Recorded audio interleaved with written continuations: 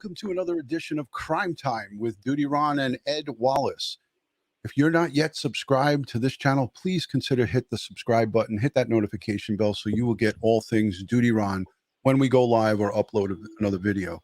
And tonight we have an excellent guest. I refer to him as the Bug Doctor. Ed has worked tirelessly with our previous guest, who is a good friend of the great doctor that's here with us tonight. Ed worked tirelessly on this, so before I get into it with him, let's just say thank you to the Patreon supporters, the channel members, and all the folks who positively interact in all of these live streams. I really appreciate you. Ed Wallace appreciates you. Our guests appreciate you. The reason this true crime community and Crime Time with DutyRon is successful is because of the positive reinforcement, the positive interactions that we get from you, the audience. So I tip my cap. I know Ed, if he had one on, he'd tip it as well. We say thank you. Ed, how excited are you about our guest that we have before we bring him on? Tell everybody what's going on. Oh, it's huge. It's huge. As the fan said last time when we had Dr. Murray Marks on, I'm going to get my forensic nerd on. And that we certainly will. Our guest is from Australia, but before we introduce him, we have a small piece of media. We're going to play it. This gives you and this was cherry picked by Ed Wallace, and I think he had a little help from our good friend, our Aussie friend that's waiting to come on. So I think between the combination of Ed and our guest, this was the piece that we decided on playing. So let's do this without further ado. Here we go, full screen. And this is an intro to our guest coming on. Now Perth's real bones. UWA forensic expert Ian Dadour is the only Australian scientist used by the FBI to help them solve murders. As you're about to see, it's far less glamorous than the TV shows. This is the real deal. Mark Gibson with this exclusive report from the Body Farm in Knoxville, Tennessee.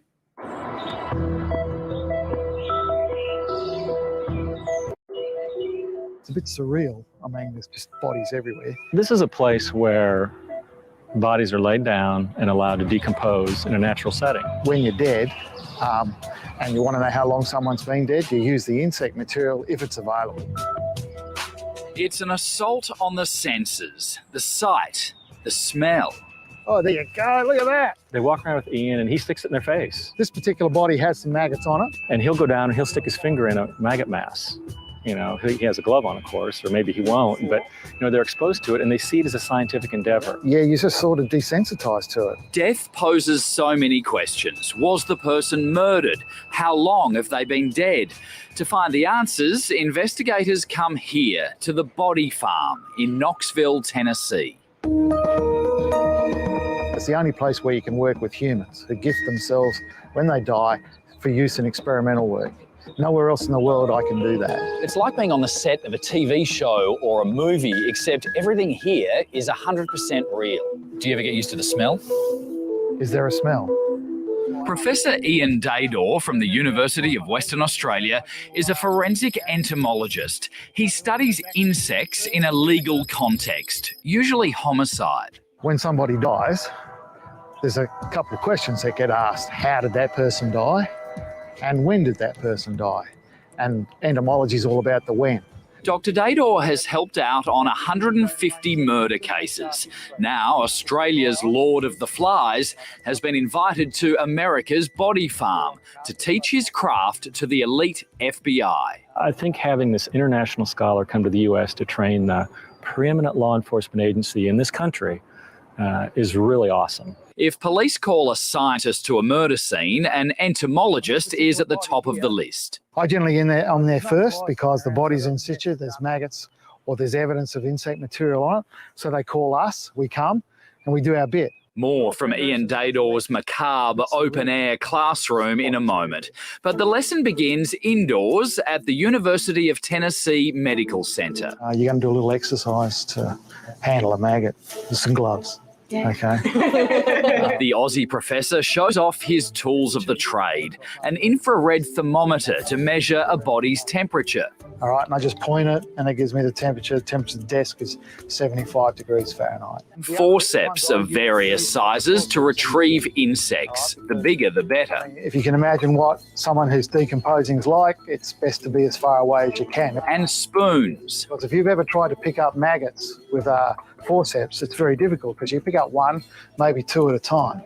But with a spoon, you can just sort of rake over the area. The perfect size can be hard to find. The ones I have are from and I steal off Qantas. Then, armed with gloves and an eyepiece, This is the bit where you get to look at a maggot. the FBI agents learn everything there is to know about maggots. If you know how a maggot's organised, okay, the pointy end is the eating end, okay, so it sucks the food in. And so a maggot's suitable to live in soup environment because they can be drinking and breathing through their backside. On a dead body, like anywhere else, flies lay eggs. The eggs become maggots, which go through 3 separate stages before the maggot becomes pupa, and so the life cycle of a fly continues. Little exercise that Mr. Grisham does on the telly when he pulls a maggot off a body, and this is about the only thing I reckon CSI got right, is he looks at his maggot and he tells you it's 3 days old, and this is the way he does it. He does it by looking at the number of slits. If you count them inside the circle,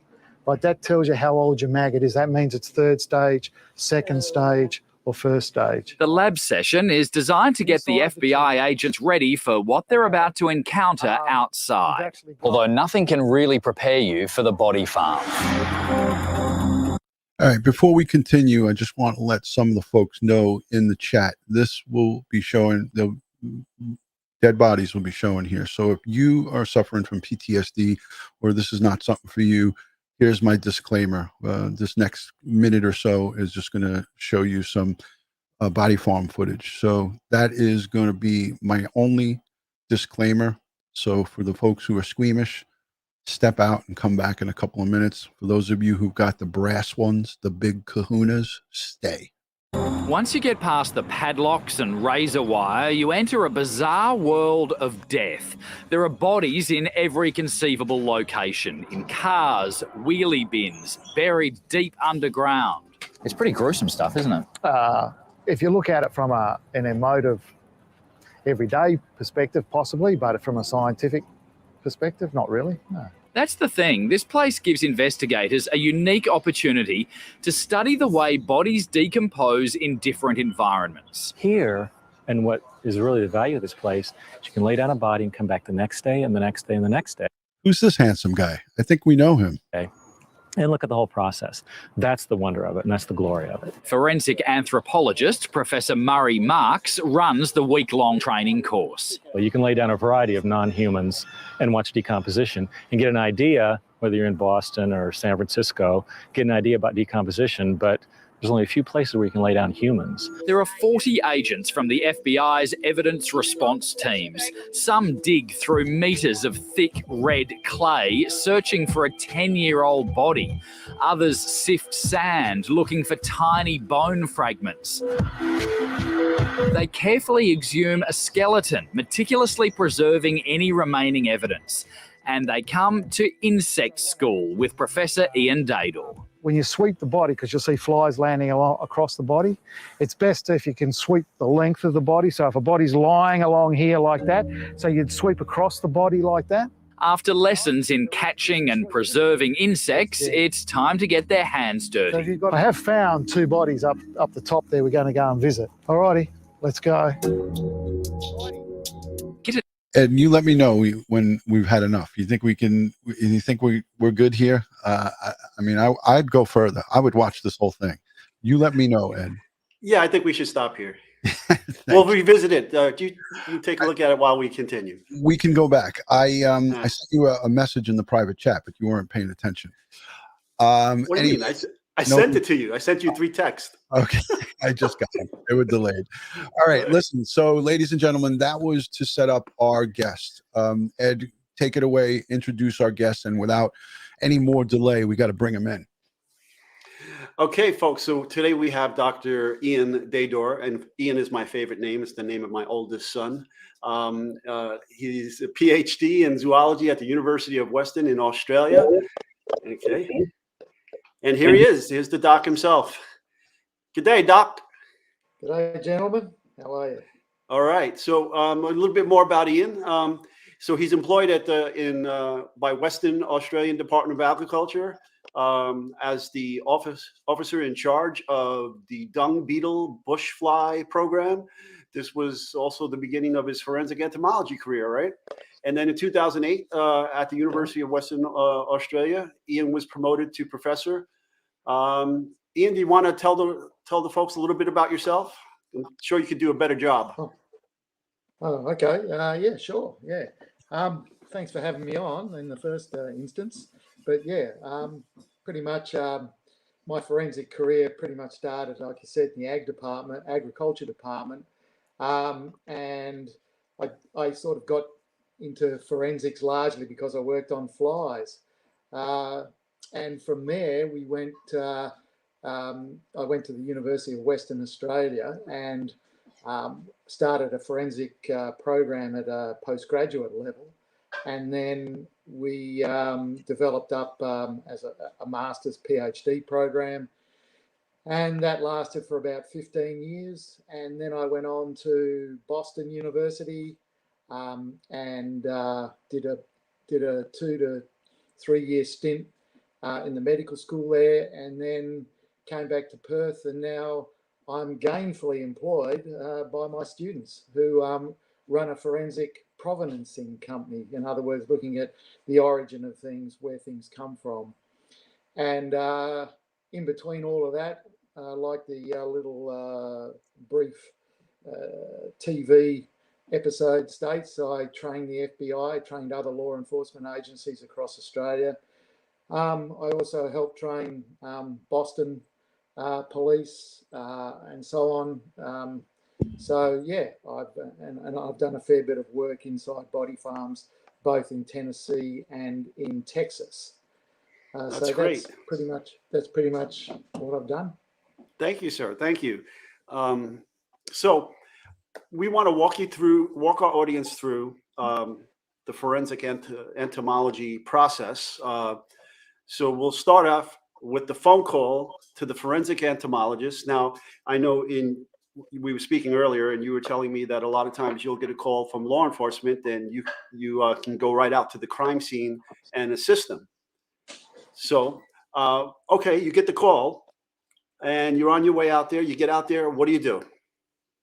Okay, maybe we should just actually step back a step and put it into the context of I think. And I said this to you earlier when we were just having a brief chat, is that like Dr. Mark said, you have your pathologist who deals with soft tissue, you have your anthropologist that deals with the bones, and then you have the in-between guy, and I'm that person. I'm the entomologist who comes during early taphonomy, in other words, in the early stages of decomposition. I'll come along and it's a bit of a grey area because sometimes I will help the anthropologist and sometimes I will help the pathologist. But I sort of sit in the middle there. And as a consequence of sitting in the middle there, when the detectives or police go to a crime scene and see a homicide, they see insect material on the body, they call me to come along and do my bit, which is extract the insect material from the body and in various ways, depending on what the insect material is, and then take it back to the laboratory for analysis. Okay, great. So, all right. And see, in the States here, most of the times the forensic anthropologists are members of universities or the Museum of Natural History or Smithsonian, something of that to that effect. Most forensic crime labs don't have a full-time forensic anthropologist in their employ. They have them as contracted workers. So what ends up happening here is we get trained up by the entomologists on how to document, gather their entomological evidence per their protocols. And then we package that all up, send it to the lab contacts the entomologist comes to the lab and does their analysis. So let's just stay with you going to the scene. What would you do when you first get on the scene? Okay, generally what happens is I have the phone call, I get to the scene, and like explained last week, for instance, I work with the team of forensic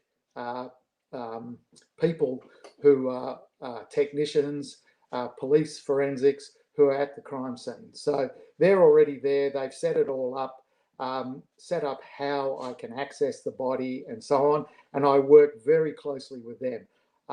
You're not out on a limb here. The whole idea is it's a team performance.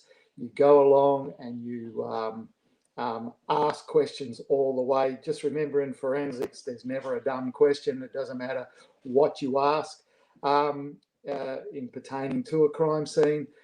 Just make sure that you have the permission to go there, make sure you have how they want to run it, and so on. So that's how what happens when I first get to the crime scene. Of course, I have to get dressed up. We have very controlled crime scenes here where I have to get up in the PPE, I have to be in booties, face masks, head coverings, and so on. And then I just pretty much go and have a look at the body according to how they want me to get to the body to see it and observe it.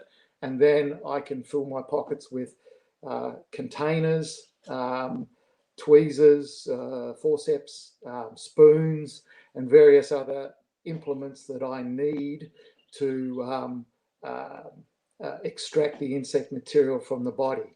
In fact, I first may go in with a net, depending on how accessible the body is, and may catch a few of the flying insects over the remains.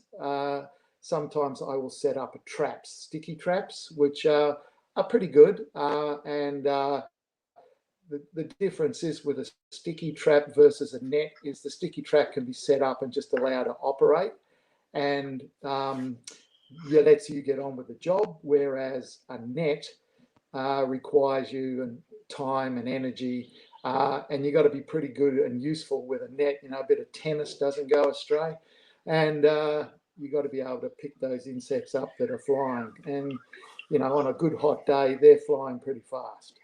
So okay, so you catch live flies Yes. either through your net or through the sticky tape. Yeah. So are the flies the first insects to arrive at that scene? Well, generally so. They are.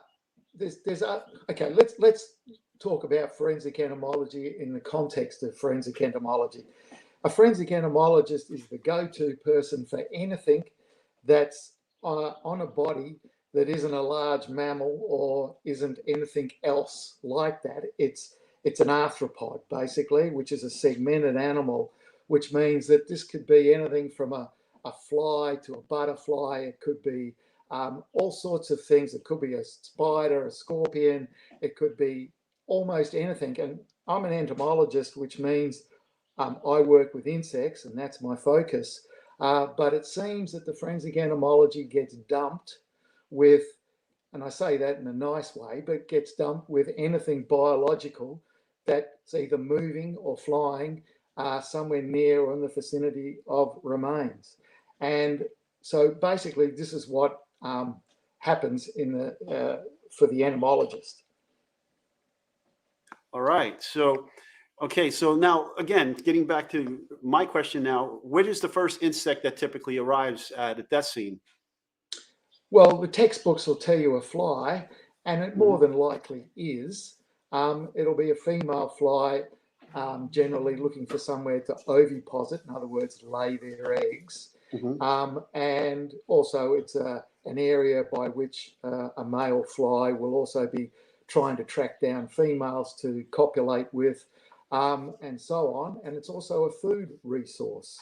So it's a combination, if you like, remains. It's a good combination for flies, which are seeking protein and they're seeking to lay their eggs on.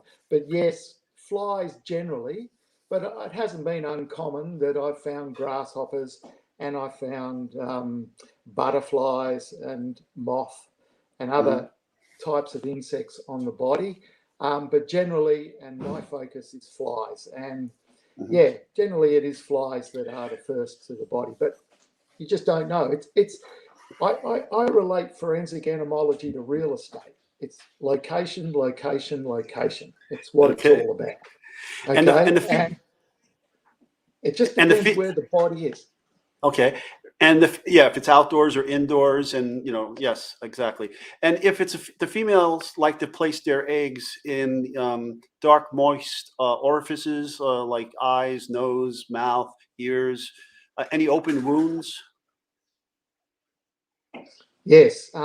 So the fly will come along and it will basically check you out if you're lying there. And yes, the orifices, eyes, nose, ears, mouth are all great places to start for them.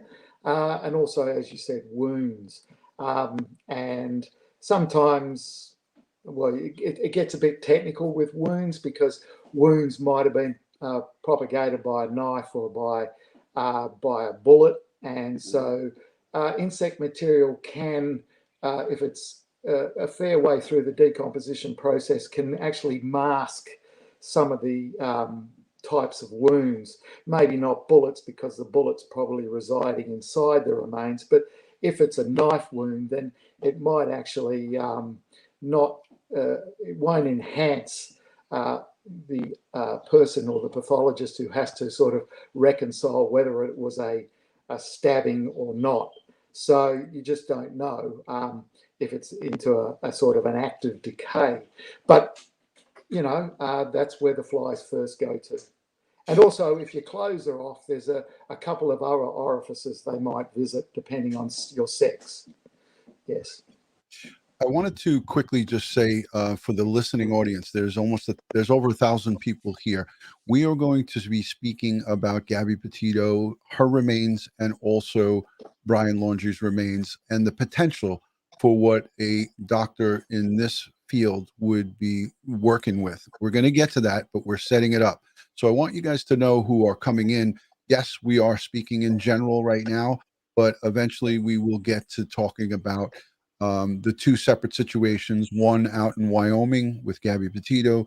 She was out there for the coroner estimated through help from his friends, as Dr. Murray said, 3 to 4 weeks. And then also Brian Laundrie, we don't have a complete exact pinpoint on that because it's a lot less remains. So I want you guys to continue talking, but I just wanted everybody to know I have the volume all the way up on Dr. Ian's microphone, so it can't get any louder. I have it all the way up. Ed, go ahead. I'm sorry. No worries. Okay, so Doc, you talked about netting or fly taping flies. Now, how do you treat those live flies? What do you do next once you've netted them? Well, basically, I always carry around a spray bottle of alcohol. If they're in the net, then you just spray the net with alcohol, and that kills the fly. And then it's just the adult fly stays in the alcohol. I do that with most of the adult insects, whatever it be. But with the sticky tape or with the tape with the sticky traps, what we do there is you actually just let the fly stay on there, and then to remove the fly later on in the lab, you just put a little drop of vegetable oil or any other oil on it, and it releases it from the sticky, and then that gets placed into alcohol. So that's how that's treated. Okay, so now I have my maggot spoon. Okay, I just wanted to show you my maggot spoon. So it's a little bit. Yes, because a lot of maggots. That looked like the spoon from Benihana's when you're drinking the onion soup. It is an Asian soup spoon. Okay. So when you catch your maggots now, how do you treat them? How do you collect and preserve and package them?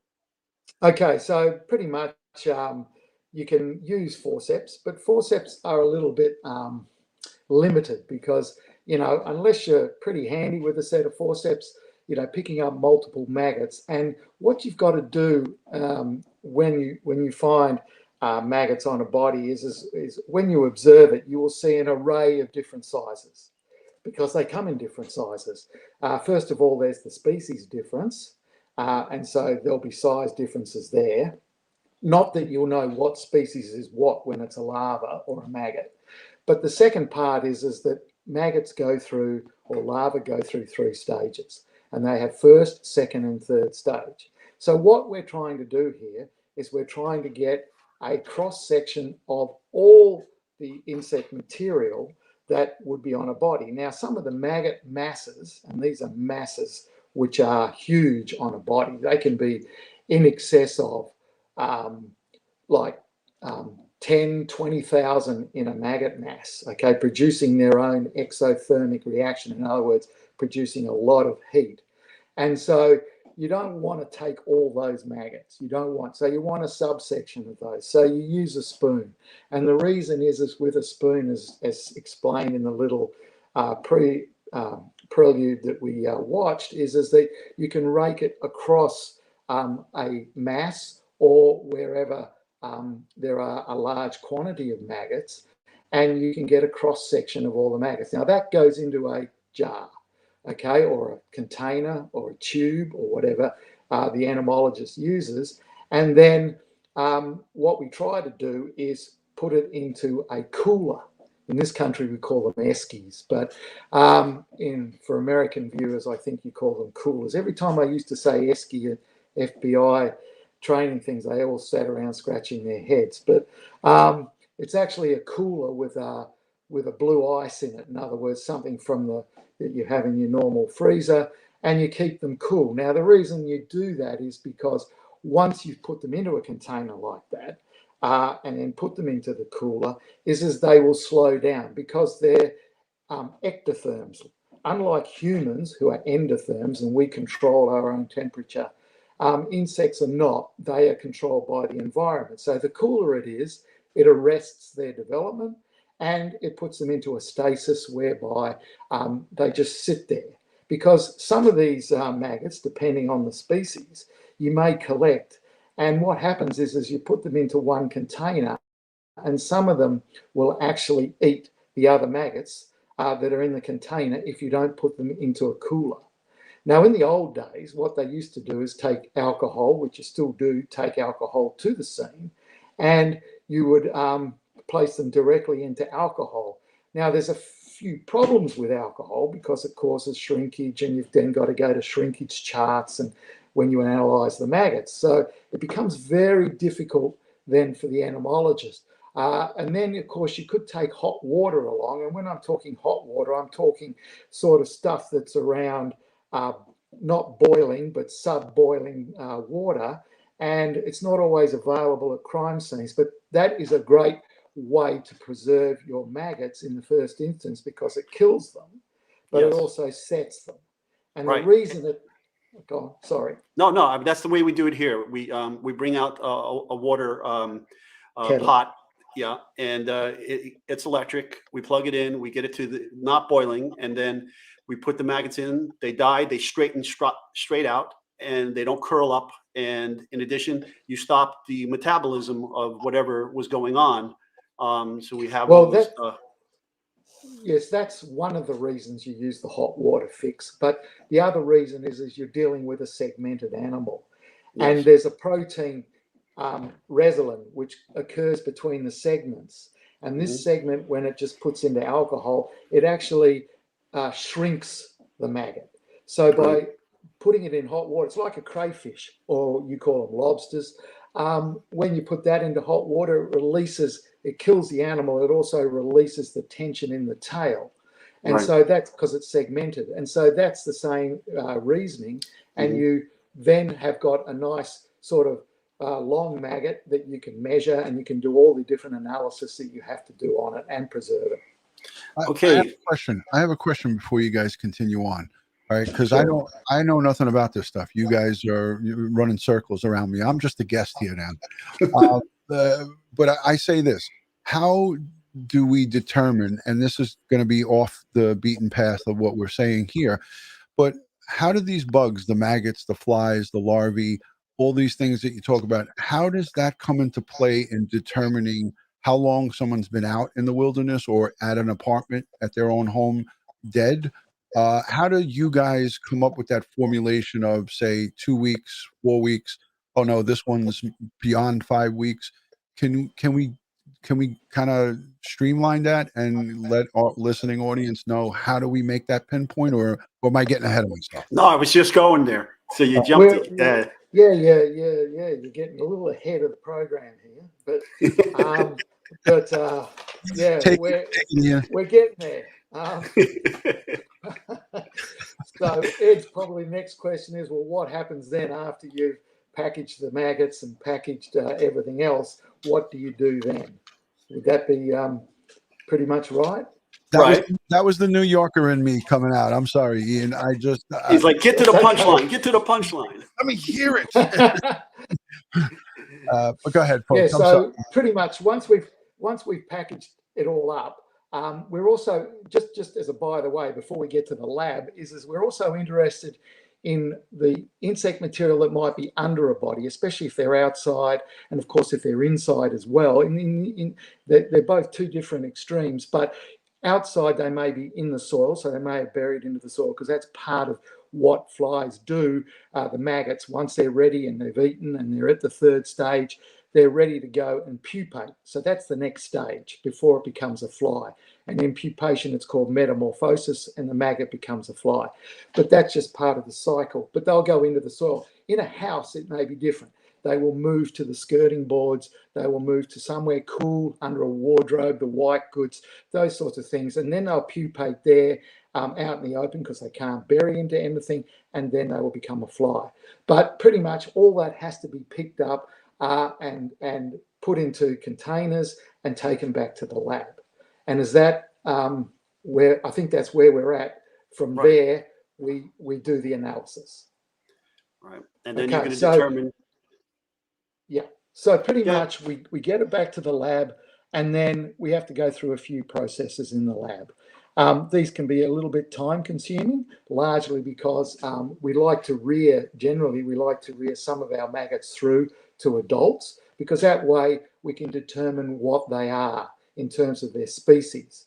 And every different species has a different biology and behavior. And so we need to know this. Now, that's what we used to do.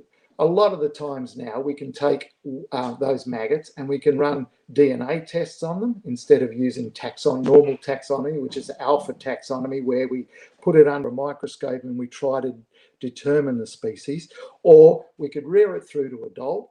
But now, of course, you have the access of DNA, where DNA you can take some of that maggot and you can determine, because there's databases and things out there now, which you can now refer to, and you can determine what that larvae is. But DNA is still expensive. Rearing them through and doing that sort of work is a lot easier. And then after that, and you've got to remember that the pupa phase will take, if you're going to rear them through to adults, could take up to 7 days before the fly emerges. So it's somewhere, we're a little bit further down the track here in terms of determining what species they are. Now, once we know what species they are, we can then determine, and what stage we collected them at, because we know that, we can then determine how long they've been there. Okay, so what we do with that is we know the temperatures, and where temperatures are vital from the crime scene. So at the crime scene, we would have set up some sort of thermometer. We would have checked for maggot mass temperatures as well. We would have done a whole sequence of events, and we would keep that temperature device there, the logger. We would keep it there at the crime scene for up to 7 days. So we get a view of what the temperature is at the crime scene. And then what we will do is we will take that temperature and we will map it back to the Bureau of Meteorology temperatures that we have for that area. So whatever that particular area is, we know the temperatures for the weeks preceding the discovery of the body. We now know what those temperatures are as well from the Bureau of Meteorology post-discovery of the body for 7 days, but we also know what the temperature is at the crime scene. And from those, we can make a differential, and that differential can be applied for as much as you like in time frame before the body was discovered in terms of the temperature. So you can get a realistic look at what the temperatures were while this body was decomposing. And that's a very vital piece of information. It's just as vital as knowing the species, because if you know the species, you then know what the biology is, as long as there's databases and references for that. And you can use that information to ascertain how long a body has been dead. Now, and I you see also, the question here. yeah, and you also use how many generations of the insects are there? That's correct. So that's another thing we might have to look at. It just depends, because it's very contextual. Okay.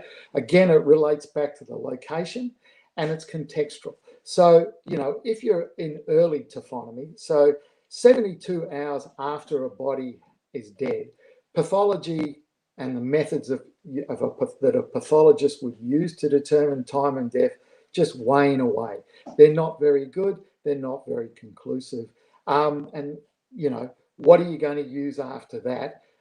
And if it's very early taphonomy and, you know, it's always believed to be, you know, the person was last seen such and such a time. Not that I want that information, because I want to do this blind. But generally you can ascertain from the taphonomy of the body how, you know, more or less where it sits on the scale. So if it's early decomposition, or whether it's active decay, or whether it's skeletal or skeletal. And so what happens is you come along, you see this in context, and it's all about context. You've extracted the material from the body, and from all of that, you can then determine how long that body's been dead. So the earlier a body's found, after say 3 days, forensic entomology comes into its own. I mean, I believe that I've been able to, and I've ascertained and calculated bodies that are a week old within a 3 to 6 hour time frame of when they died. Wow. Okay. If it gets out to 2 weeks, this is in summer in my environment, which is temperate, which is means we have very hot summers and we have cool winters, but no snow or ice. And what I can determine, just depending on the season, but let's stick with summer, is that at 1 week you can probably get between 3 and 6 hours, and within 2 weeks you can probably get half a day, and it starts to get longer and longer as you go out with the taphonomy. Once you get to bones, well, it's another game altogether in terms of what the anthropologist wants. But we can also, as I said before, we can help the anthropologist. I did a case where we found a cranium. Now that's great because it's just a cranium, but inside we found spider. A female spider had made its home.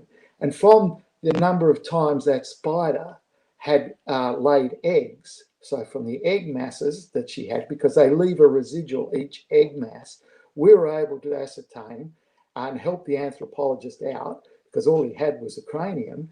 We were able to ascertain that it was 11 months old, this cranium. When it came to pass, it was actually 12 months. And the anthropologist couldn't get a better time frame than 11 or 12 months either. So we can help, if you like, with some of this stuff.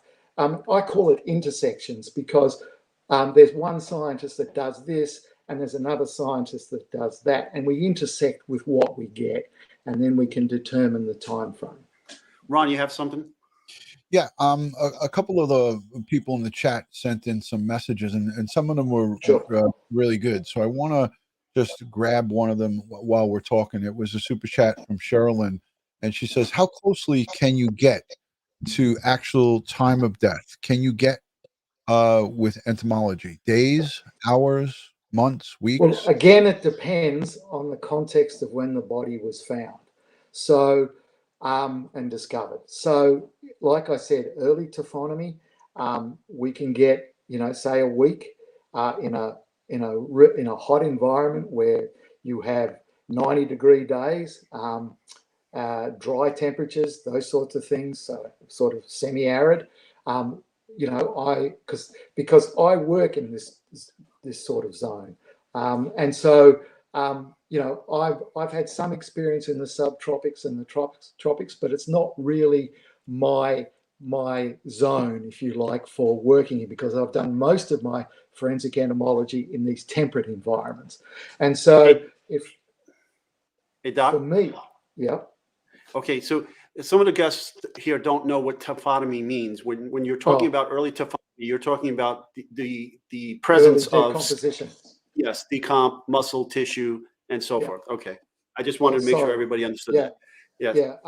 Taphonomy is just, you know, the words we use for decomposition. It's a more encompassing word, but pretty much what we're looking at is decomposition. So early on in the decomposition process, we can get, as I said, up to a week, about 3 to 6 hours, 2 weeks, half a day. But again, it depends on where you're located.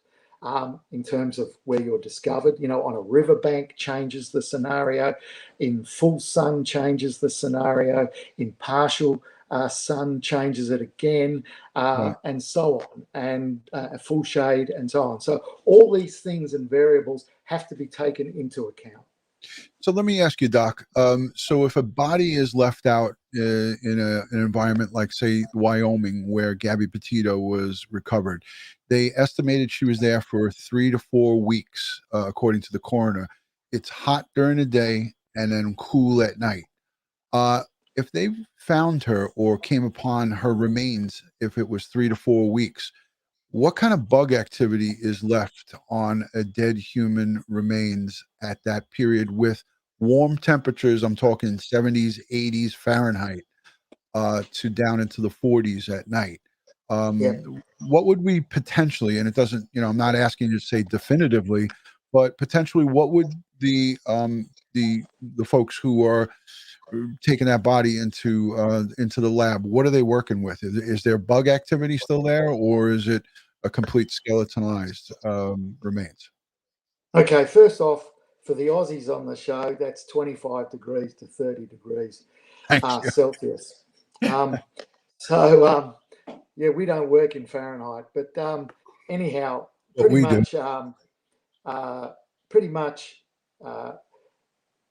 it's hard to know, but I would say at 4 weeks, and that's typical of pretty much a temperate environment, you are going to get just remains, which are probably bone, but I wouldn't surprise me if there was some soft tissue still present on the bones, which may have insect material in it. Hopefully they took the soil from underneath the body and sieved that soil, and seeing what sort of insect material remained in the soil. And also what we generally do with highly decomposed bodies, or ones that have been out for that sort of period, is that we would do transects, which are pretty much what maggots do once they've had a good feed, and they're ready to go and become pupa, is we call them jumpers or wanderers. And what they do is they wander off the body. And when I say wander, it means they move away from the body or the remains. And what they do is they dig in the ground, trying to find a place to pupate. And we have recorded these sorts of activities, like in Tennessee, up to 17 meters, which is 7 3s are 20, what's that? About 50 to 60 feet from the body.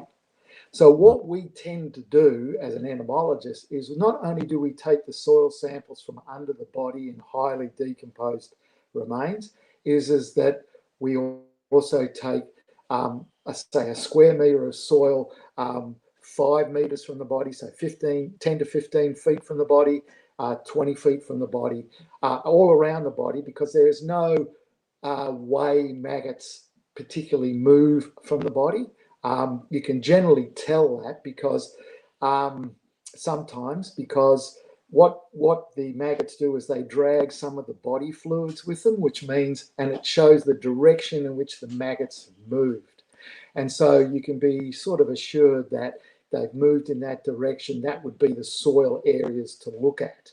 So this can be a very time-consuming activity, and I don't know of any law enforcement agency that actually practices that unless they call an entomologist.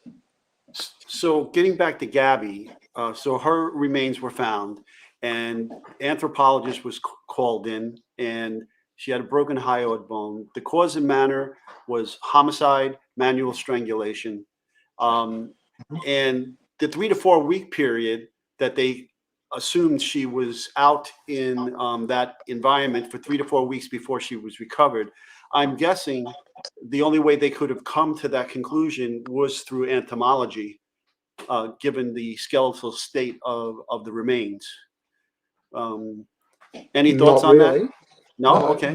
Not really. Anthropologists with experience in these matters pride themselves on being able, I don't know what the actual mechanisms that I wouldn't want to go there, but they can determine,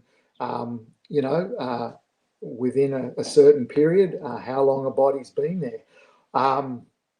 It would surprise me that they used entomology, unless the anthropologist knew what to do. My particular experience is that no, they don't. But I might be wrong.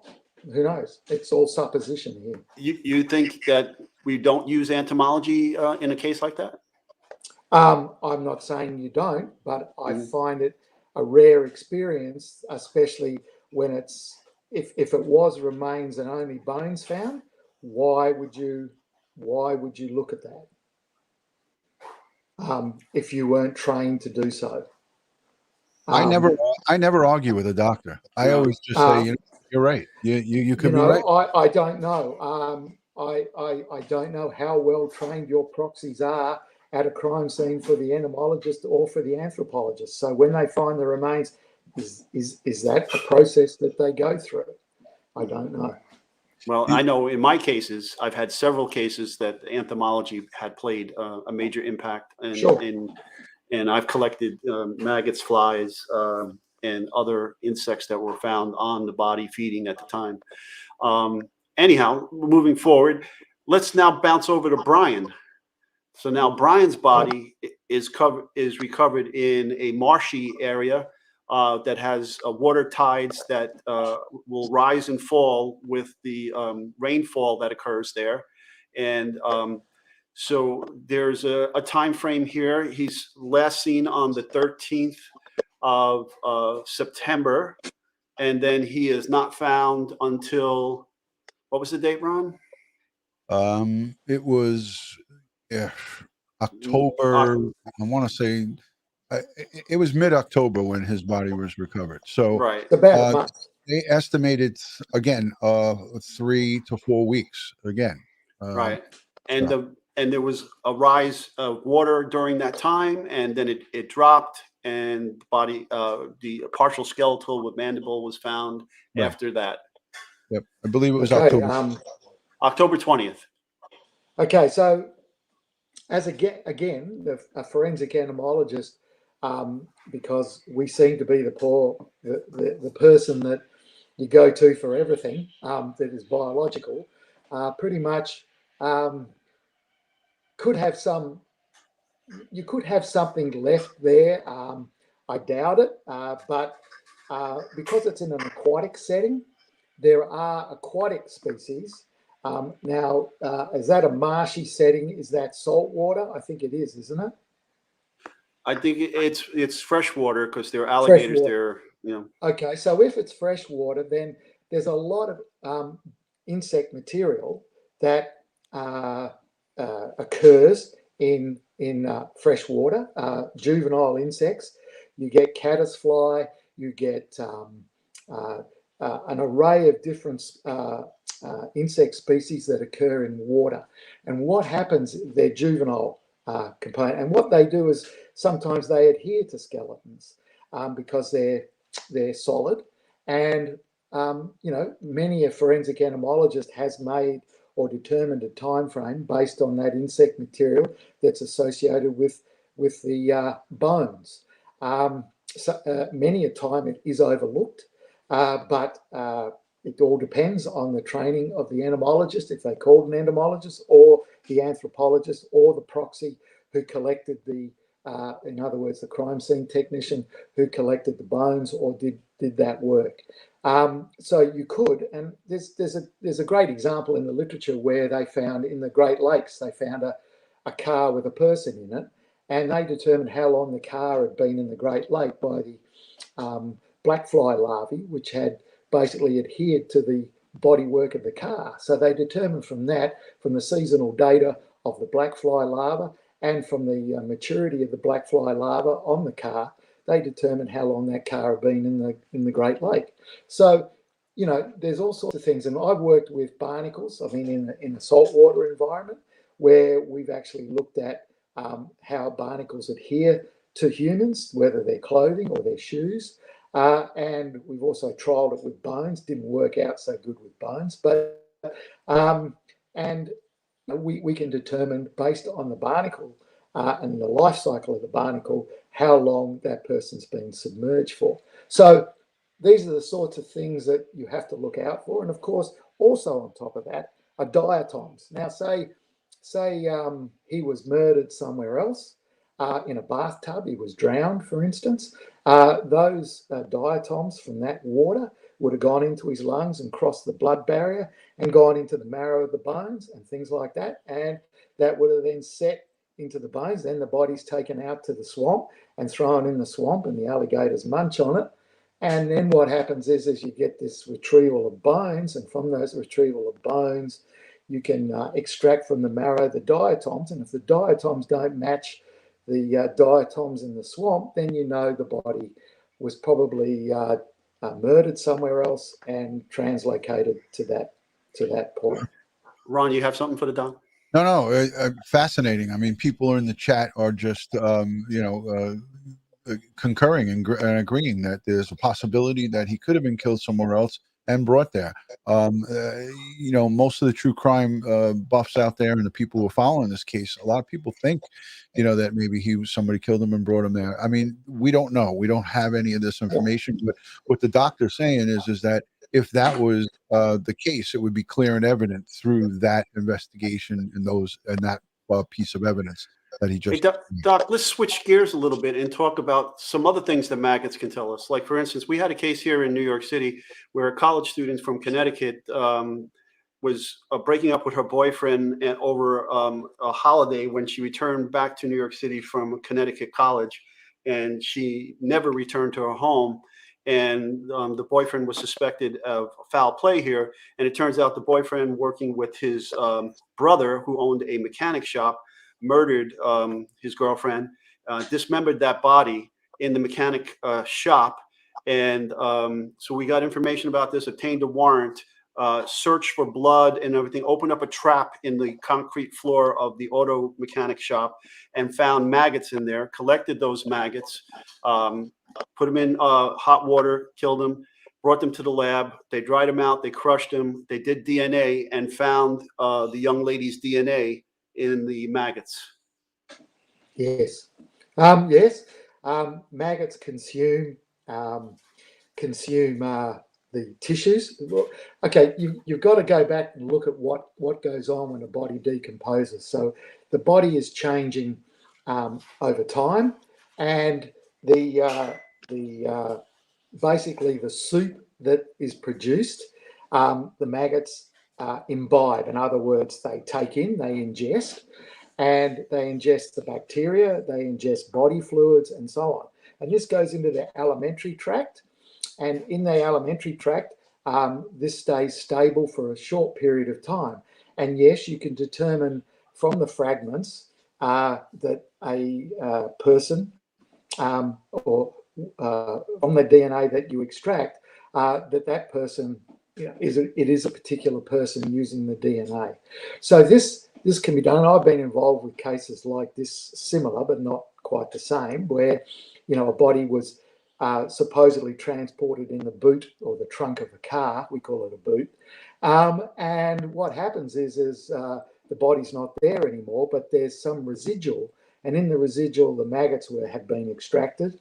And from that, we've managed to determine the DNA of a person that was believed to be in the trunk of that car.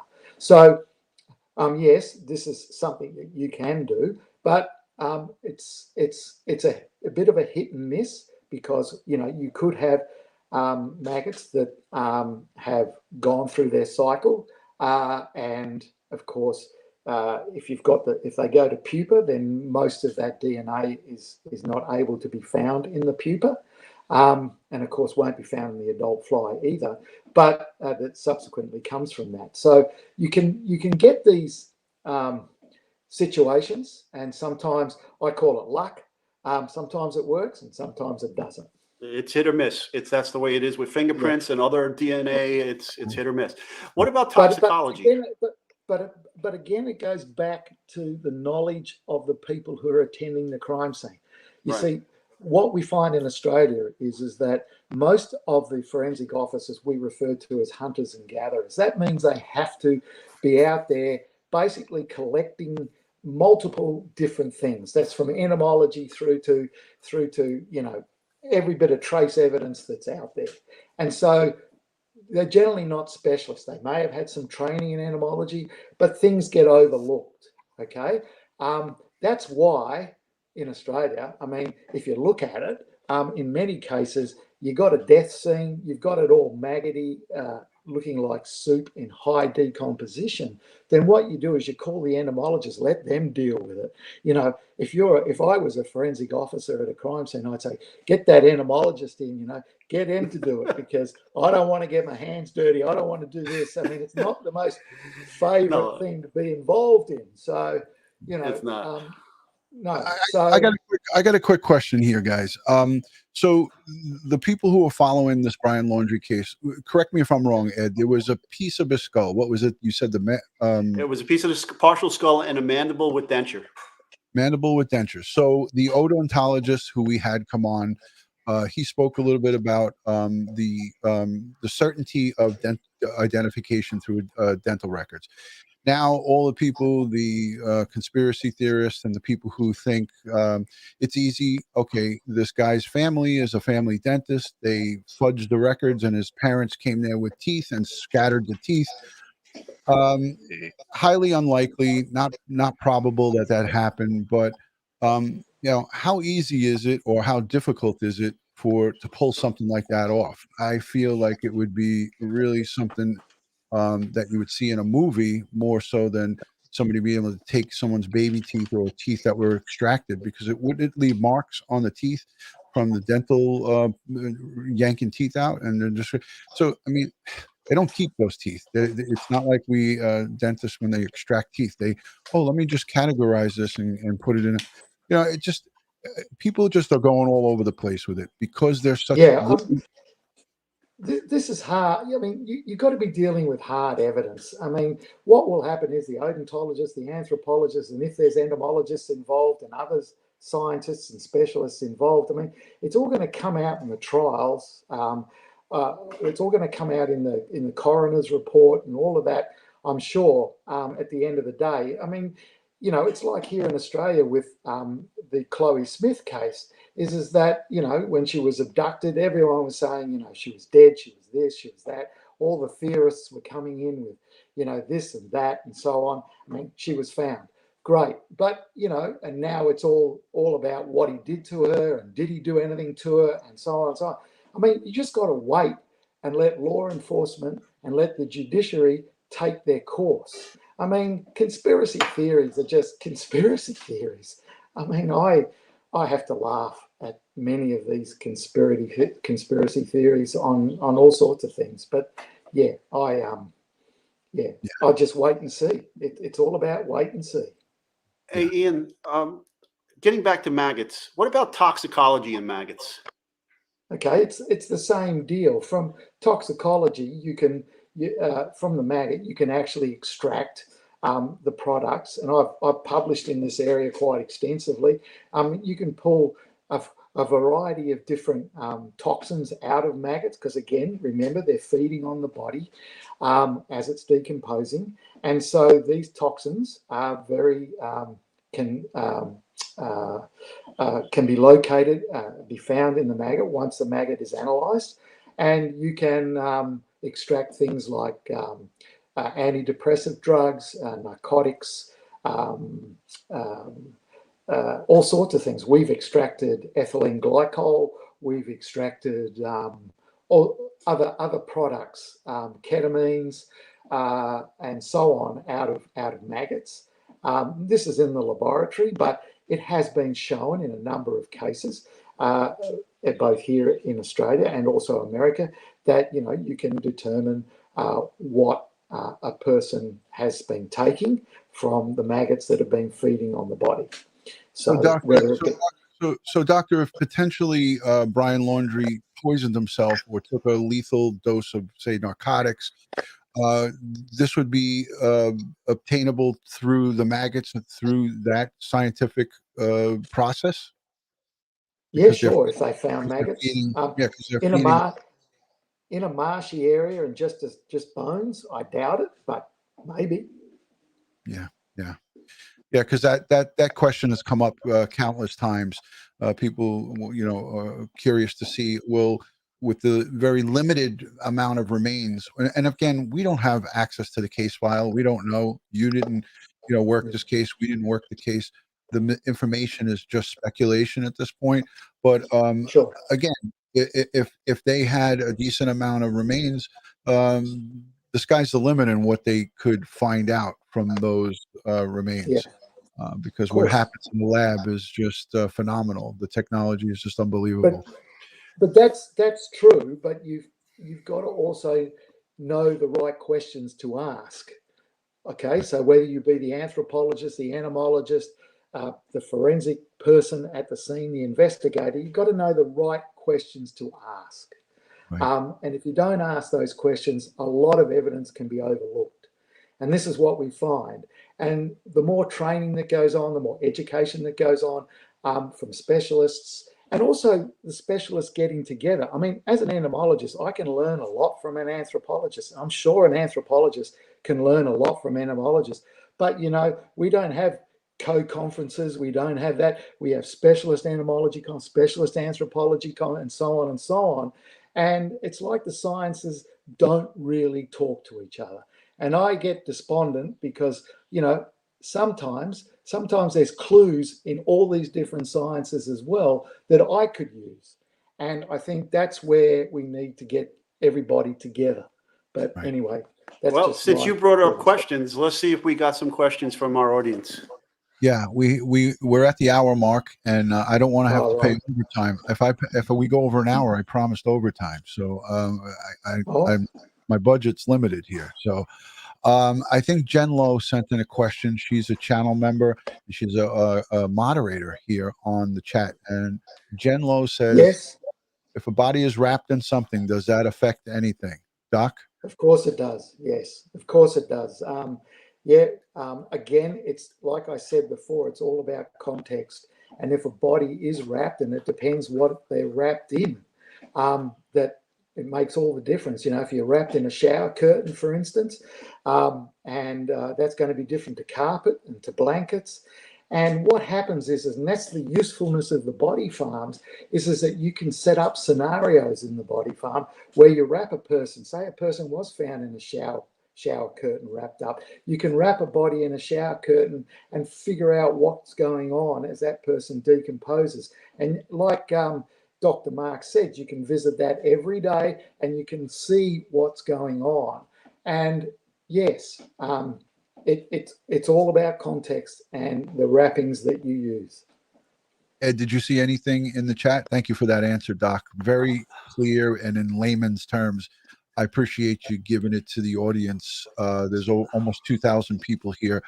They appreciate it because they can understand what you're saying because you're giving it to them in layman's. So that's fantastic. Anybody else with any questions? Let's just quickly find out how many Aussies do we have here. If you are from Australia, put another prawn on the Barbie and put a 1 or a hands up in the chat. Let us know if you're from. That's a Crocodile Dundee thing, right? Who says that anymore? Me, because I'm almost 60. I get to do that. If you're from Australia, let us know, and we could say good day or good morning. I think it's good morning over there, folks. Morning. Yeah, so let us know if you're here. Okay, Rabbi Ray is from Australia. Thank you for joining. Let's see. We only have one Aussie in the building. I think, yeah, there's more. The doctor's here, and there's M. Color, channel member. She's from Australia.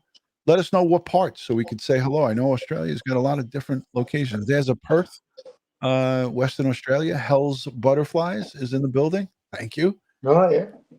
Yeah, there we go. I think the doctor is from Perth or I'm is from Perth, yes. There's a couple more putting the number 1s, but they're not saying exactly where. Look at the screen name to this one. Digger 3 Duck, Aussie. Nice. Okay, love these screen names. 1:05 p.m. in Melbourne, Australia. Okay. Yeah, they're 3 hours ahead of us. So Yeah. So we got quite a few folks here. Here's Cheeky Llama from Australia. You can check it in. Great. Yeah, so we got a lot of folks here from Australia. I'm not even going to try to tackle that name, but awesome. serendipitous synchronicity. Thank you, Doc. Lots of Aussie friends. Ed, did you see anything else in the chat? No, I was looking, but hold on, let me see. So my thing is while we have a bug specialist here, we covered the Gabby Petito and Brian Laundrie. Yes, there's certainly a chance that bugs were still present on those remains. We don't know 100%, but based on the doctor's experience, he says, yeah, and if the bugs aren't still there doing their thing, they leave a trail, so they know where they're at in a potential recovery. And that's really, Doc, correct me if I'm wrong, but that's how they come up with the guesstimate of 3 to 4 weeks. I mean, it's not really. I mean, there's a lot of other things that go into this, but I think an entomologist really was called in over in Wyoming, over there at the Teton. Okay. So That's good. I'm really happy that happened. I'm very All right. happy. I got a question here from Rose. She says, if the insect development can be affected by weather, can that affect the accuracy of the data collected by the insects? Well, again, weather is a variable, as I said, temperature, rain, and so on, humidity. All these are factors that have to be factored in when you do your analysis, the entomologist. And so you generally write, I mean, the entomologist needs to write a report that has the caveats in there to ascertain the time frame, but also those caveats should instruct whoever's reading it that, there was high rainfall as part of the time before discovery. And this may affect it, and the entomologist should be able to make adjustments and may be able to give 2 time frames, one on the adjusted time frame of rain, and also the usual one that you do on using temperature. So, but it all depends. I mean, in a tropical area like Northern Australia or in tropical areas in the US, rain doesn't really affect the species of flies a great deal on remains. But in a temperate zone, that they do. And again, it's the entomologist knowing the zone that they work in and not trying to work outside that zone unless they've had experience in it. And so it's very technical, and it's very it requires a lot of specialist work. Here in New York City, I've seen the damage that cockroaches can do to flesh on dead bodies. And then when they scurry away from a bloody crime scene, I've seen blood trails leading away from the bodies that were actually created by the cockroaches. Yes, cockroaches, anything that walks and comes to the body, they will leave trails, especially if there's blood involved, depending on the decomposition as well. it will leave trails. Those insects that walk, at least, and yeah, what they were, if they're not evident, nobody knows. I mean, I'm sure a cockroach specialist be able to tell you if it's a cockroach or not, in terms of its little footsteps that are, blood marked, but who knows? All right. And what will that Ron? information give you? What will that information give you? I mean, we did a job many, many years ago where all we found at the crime scene was a grasshopper on the person. And that grasshopper only had 5 legs. And as we all know, insects have 6 legs. And they had 2 suspects. And it was in the days when blokes mostly wore cuffs in their trousers. And one of the suspects didn't actually, he reckons he had nothing to do with it, but in the cuff of his trousers, they found a grasshopper leg. And that grasshopper leg, using scanning electron microscopy, was matched to the tear on the grasshopper, which places him at the scene. Okay, so it's just those sorts of things that happen that you can, it's luck more than anything. Yeah, it is luck. I pulled a moth out of a radiator in a high-profile homicide here, and the entomologist told us where this moth was indigenous to, was New Jersey and North Carolina. When that moth was active in New Jersey, when it was active in North Carolina, it was active around the time in New Jersey that I collected it, as opposed to North Carolina. So it puts the suspect in New Jersey, and they buried this body out there in New Jersey after a confession, but we never did find the body. But it just corroborated some of the information that we gleaned from the interview. It's fascinating. We also did it some years ago where we extracted the insect material from the radiator of a car because they believed this car had been to some other regions. And sure enough, we extracted insects. We got them, and one of the insects was only associated with a particular tree way north of Perth, like 500 miles north of Perth, and and this person denied that they'd ever been there. So there's no way that that car could have got that anywhere else but in that particular area. So, it's almost you can just think of 1,000 different scenarios that bugs can help, and I think that's where it's at. One of the best schools I've been to besides the Body Farm was another one called Bugs, Bones, and Botany. And the combination of all those sciences was amazing. But I think we really appreciate the information and the education that you've given the audience today. 1,600 people are hanging around just listening to your every word. So, again, your expertise, your knowledge is invaluable in the law enforcement community. We thank you as retired detectives from the largest police department in the United States, and arguably one of the largest in the world. So we appreciate the work that you do, that you continue to do, that you teach, your students going forward, and law enforcement, the work at the Body Farm. We know how great that is. So we're thankful for you. Will you please come back? I hope you enjoyed your time here with us. Would you come back maybe another time to talk a little bit more about bugs? Because an hour is not enough. An hour is not enough. That's for sure. No. But we do greatly appreciate your time. We don't want to take up your whole day. It's Friday for you. It's Thursday night for us. I'm going to get ready to go to bed. But Ed, you got any final thoughts or anything for the doctor? Well, I just want to thank Ian for sharing his time and expertise with our audience and ourselves. People don't realize that, forensic experts like yourself, you get paid to do things like this, and, you're taking it out of your heart, your generosity out of your heart to come here and help educate our audience about what it is that forensic entomologists do. So I thank you again. I thank you for all the years of training my fellow law enforcement officers throughout the United States and over there in Australia as well.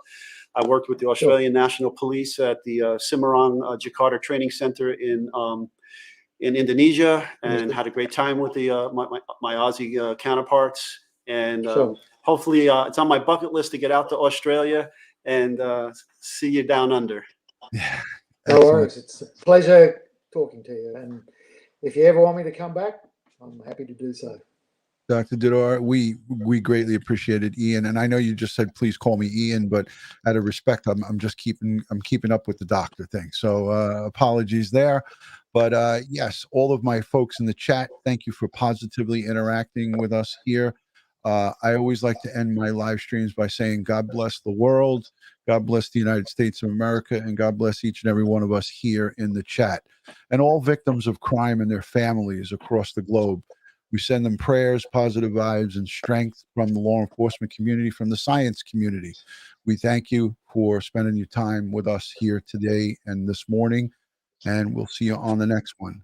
Thank you from New York and Australia. Peace, everybody. Cheers, mate. Cheers. Thank you.